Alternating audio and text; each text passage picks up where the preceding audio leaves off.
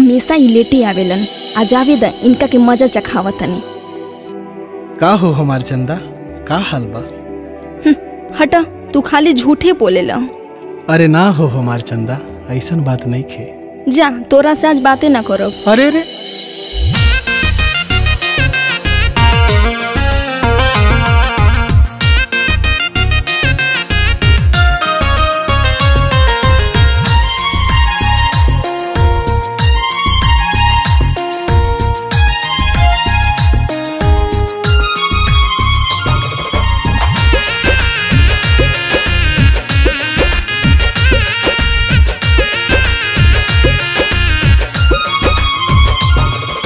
ए चंदा तोहर मुखड़ा कमल बा, ए चंदा तोहर मुखड़ा कमल बा।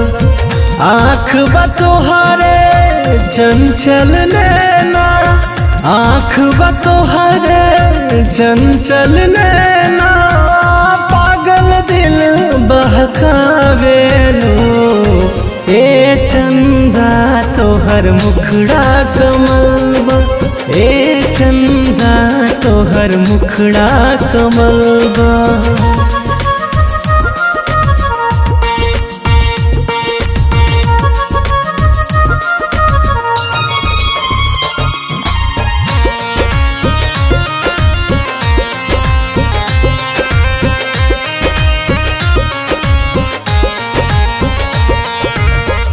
दिल पे बिजुरी ऐसे गिरे जैसे बारिश के बूंद।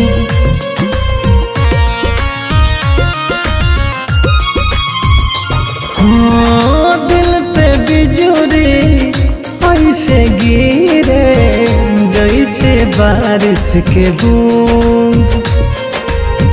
ओठ बा तोहरे कत्ल करावे, ओठ बा तोहरे कत्ल करावे।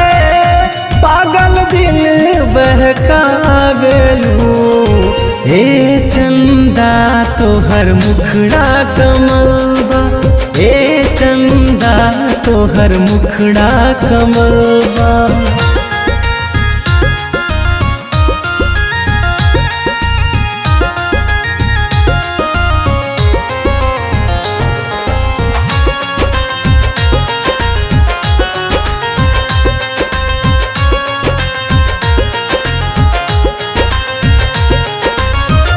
चूड़ी बिंदिया कंगना गोरी जैसे पहिने लूहो।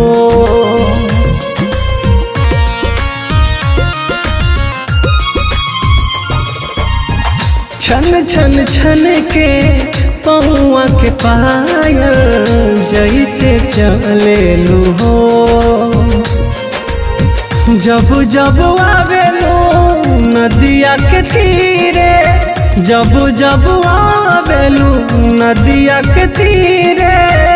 पागल दिल बहकावेलू, ए चंदा तोहर मुखड़ा कमल बा, ए चंदा तोहर मुखड़ा कमल बा। आँख बा तोहरे चंचल नैना, आँख बा तोहरे चंचल नैना। पागल दिल बहकावेलू, ए चंदा तोहर मुखड़ा कमल बा, ए चंदा तोहर मुखड़ा कमल बा।